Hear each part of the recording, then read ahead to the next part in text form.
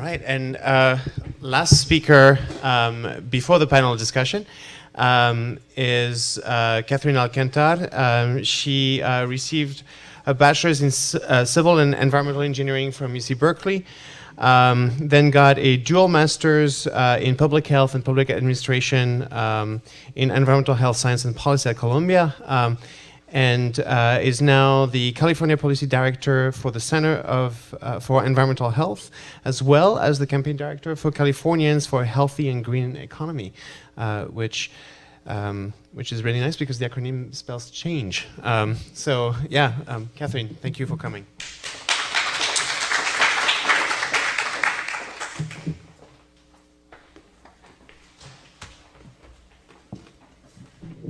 Why did I have to follow Martha? Well, I guess it's a bit of a good lead-in because for those of you who don't know, Martha actually co-founded and co-chairs the Change Coalition, which I am actually transitioning out of. So we have hopefully soon a fantastic new director for the coalition. So I'm staying on at the Center for Environmental Health to continue to do some policy work there and some new and exciting things that I'll be learning about. And we work together on a lot of the things. So there's, you'll see some similarities. So who are we? Change was founded back in 2006. We are now have grown to about 38 organizations across the state. Obviously, PSRLA is part of it. Our sort of steering committee and a board, pretty good representation of some of the, as Martha described, groups that are really engaged on the social justice and equity work throughout the state. Black Women for Wellness, IDEPSCA, the Instituto de Educación Popular del Sur de California, or the Popular Education Institute of Southern California. So we are a very diverse, nationally networked cross-sector coalition that's really working for comprehensive chemical reform. And we have, let's start my timer there. And we educate and organize communities across the state to advance and improve the enforcement of health protective laws and regulations. And our goal is to expand the California economy through the growth of innovative green chemistry-based jobs and industries. So what is our work? Our work involves, we have a lot of different strategies, and we work alongside with our member organizations, and I'm going to talk about sort of the big categories of our work, which are around education, advocacy, and partnership. And the way that we do this is that we jointly fundraise together and to support the work of not just the staff of the coalition, but also the work of our members that we partner with to complete the work. And we do a lot of joint activities, events. We submit documents together because we strongly believe that we can't really achieve anything on our own. We have to do it in partnership with our allies. So first I want to talk about, I had these out of order. Okay, so first I want to talk a little bit about the education. You obviously just saw a clip from the TOXICS. So Change partnered with PSRLA to help develop the TOXICS. And that, as you just saw, is a really wonderful sort of popular education tool to really break down the science and give communities a tool to really understand the potential health effects of chemicals.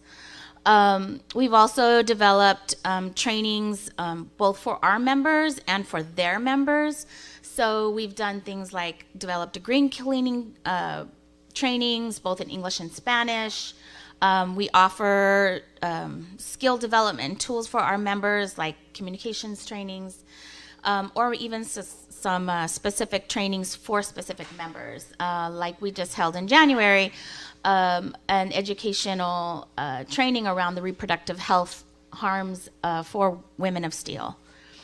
Another piece of sort of the education that we do is around briefings. So not only do we educate our members and their members, but we work to educate legislators and decision makers in Sacramento.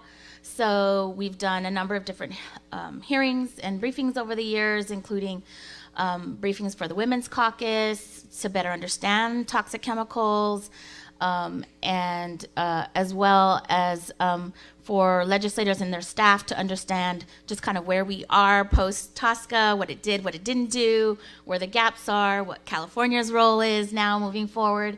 And then also very specifically, most recently on the issue of Salon Health, which was actually really exciting because that actually led to the development of a bill that we're working on. So that'll talk to us, bring us into the legislative advocacy work that we do. So I think this is our first year that we're actually sponsoring a bill. We're co-sponsoring it with Black Women for Wellness, the California Healthy Nail Salon Collaborative, and Women's Voices for the Earth. It's AB 1575 that would require disclosure of chemicals in professional salon products. So many of you are familiar. You go to the store and you look for a list of ingredients in your product that you're buying, and that doesn't happen in salons. They're not required to list those ingredients. And really, what we're trying to get at here is that the communities that are most disproportionately impacted are using these chemicals not just on a day-to-day like you and I might do, but they're working 8+ hours a day, 5+ days a week with these toxic chemicals. So similarly, we've also been working on a bill, SB 258, which would require disclosure of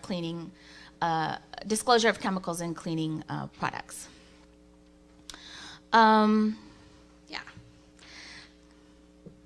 Oh, so some of the pictures here today. So for example, how do I do the little, I don't know how to do that thing. Okay, so you'll see here, this is our picture with our, we do a lot of the education and outreach to support our members who do the education and outreach, to get members to Sacramento to actually testify and share their stories, because we know that the stories of the most impacted people are the ones that will motivate decision makers sometimes.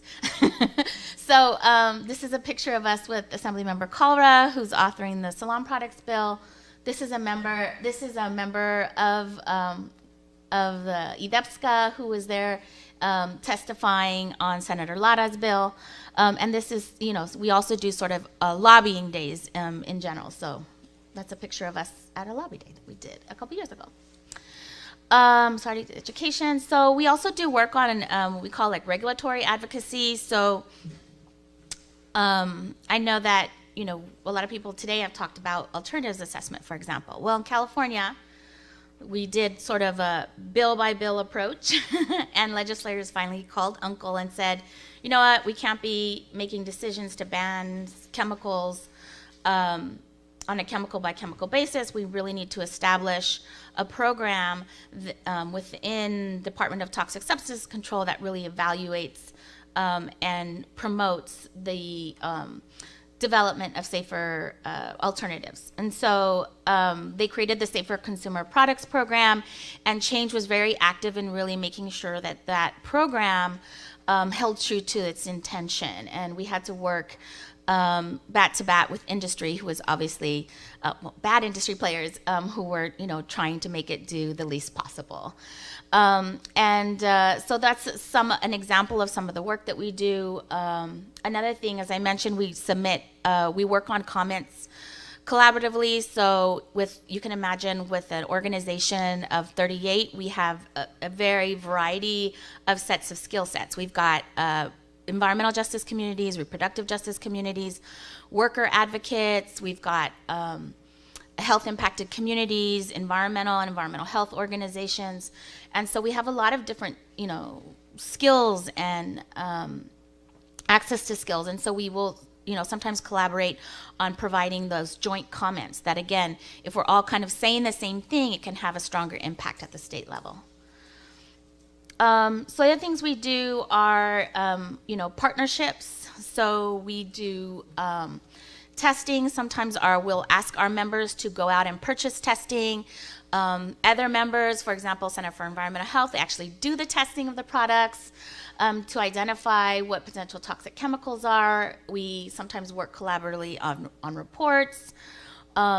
And support some of our members who are involved in market campaigns. And one of the good examples, that Martha mentions that we're really trying to ensure that there's like an equity and a social justice lens is to ensure that, as we're creating safer alternatives, we're creating safer alternatives for everybody, not just for those who can afford the higher end products. We want to get, we want dollar stores to be providing safer products as well.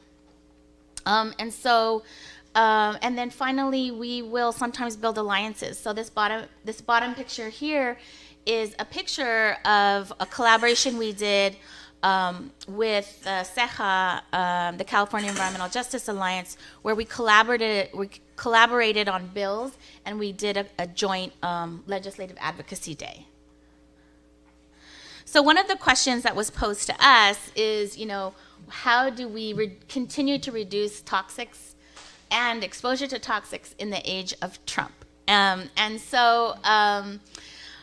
First and foremost, I would just, for those of you in the audience, organize, and support the organizations that are doing organizing, because we need that people power to really push back, and to partner to continue to partner with allies. So I think somebody else mentioned BizNGO. There's for those of you who are doing alternatives assessment, you're probably aware and hopefully engaged. They have an alternatives assessment group, and we need more people engaged in ensuring that as people are doing alternatives assessment, they're actually doing it in a way that's going to impact and the most vulnerable communities in a good way, right? So we don't want to leave out. We don't want to forget about the legacy toxic chemicals, like lead and all the other things that it's out there. So we need to really make sure that when we're looking at, we're not just putting in toxic substitutes. Another opportunity to really partner with good businesses is something that CEH does is we have a purchaser pledge. So we are asking those large institutions to make a pledge to not purchase, for example, furniture with flame retardants. Or now we're looking at expanding that beyond to include what we're calling the hazardous handfill. So those are ways to really partner with businesses that are doing the right thing. And then finally, I want to say we need to hold both legislators, I would say decision makers in Sacramento, and businesses accountable. So, some of the ways that, for example, CEH does that is we help enforce Prop 65, so we litigate as needed, and we also need to push back, for example, when California's OEHA decided to move forward. I'm sure many of you have seen when you go and buy at the store, you'll see a sign that says, some products in the store or food and beverages may contain BPA. So that was really problematic that they came out and they gave basically the industry an extension. And it was like a carve out for the food and beverage industry to give them more time and keep consumers in the dark for much longer around not just that generally cans and beverages do, but which beverages do, so that people can make that choice. So I will stop there. I think that's it.